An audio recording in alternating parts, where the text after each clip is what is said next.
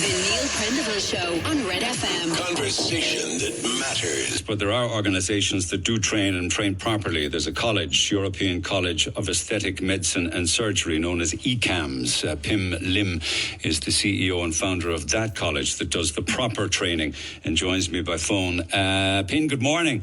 I wonder, is there much you can add to what we've heard already from our various contributors about what really is something, as you said yourself, that is in dire need of stringent regulation? Oh, yeah, definitely. I mean, it all started off with a qualified, proper training, because if you look at the way that doctors are actually being trained, there are so many different standards. As you have already mentioned, doctors can actually be trained just online, and some of them that are radio doctors, which you see on the show itself, he himself claim and also doing training itself.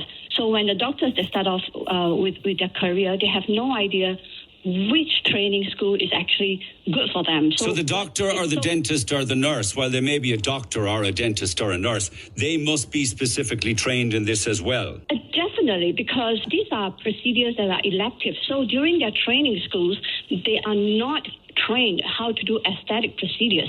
So that's the reason why they have to take an additional steps. If they want to get into the aesthetics world, they must get themselves properly trained. Yeah. Unfortunately, from the doctor's perspective and the nurse or the dentist's perspective, they have the same issue because it's Wild West out there.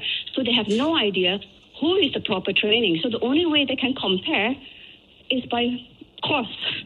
Yeah, but okay. So the doctors and the nurses and the dentists need specific training, but they would be somewhat safer than a beautician or a nail technician in their bedroom injecting Botox into somebody with a fake cert that they bought online. Oh yeah, definitely. I mean, like for example, in our school, we do not train, not even nurse. We don't train nurse. We only train doctors, surgeons, and dentists, and it depends on dentists because that is from those countries that are not allowed, and we don't train them.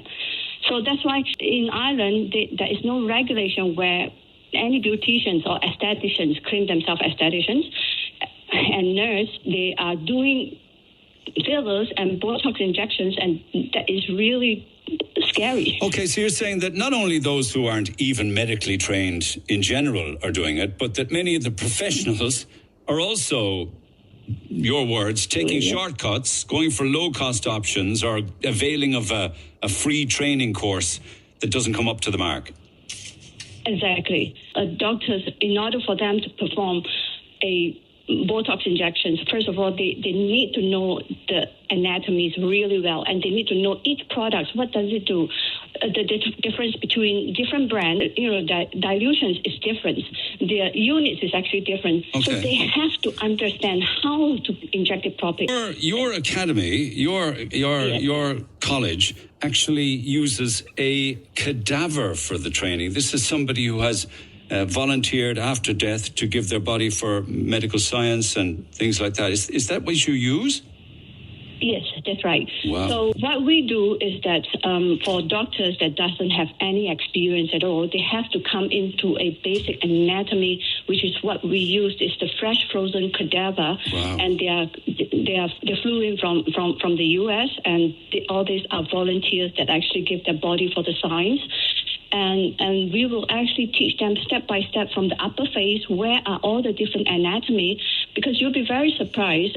Even very experienced surgeons or doctors come in, they still have to refresh because an anatomy that you look at the face from a facelift perspective to an injectables perspective is totally different. No, I know that they're doctors and they're surgeons, but they don't have any issue in dealing with and working on the body, no? I mean, no.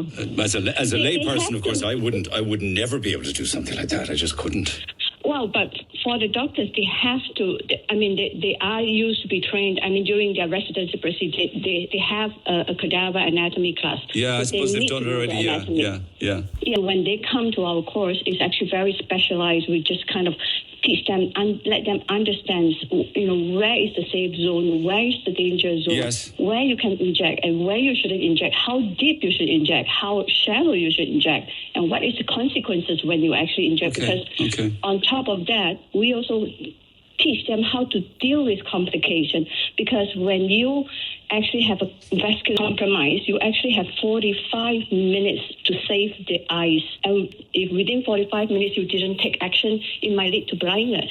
In the event of an injection of Botox that causes a complication, is it? No, not Botox, fillers. Fillers, yeah. Oh, fillers. Yeah, but sure, I could, under the law now, I could inject fillers, no problem. Yeah, exactly, but, which is even more dangerous. Yeah, so just finally, when you hear the stories that we've been hearing this morning, and indeed watch a program like RT Investigates, the Wild West of Botox and fillers, it must very much exasperate you and frustrate you that the laws are not there to protect people. It is very frustrating. I mean, we have been a strong advocate since 2008, and we have stuck to our ground from then until now. We have never wanted to train non-doctors and non-surgeons, because we strongly believe that, that it's not just about injections. It is a big responsibility, and if you inject and you don't know how to treat complications, you can ruin someone's life, where somebody's come in which is perfectly all right, and right now you definitely changed their life. Yes. For the worst. I know, for the worst. Thank you for that, Pin Lim from ECAMS, CEO and founder. Your thoughts are welcome.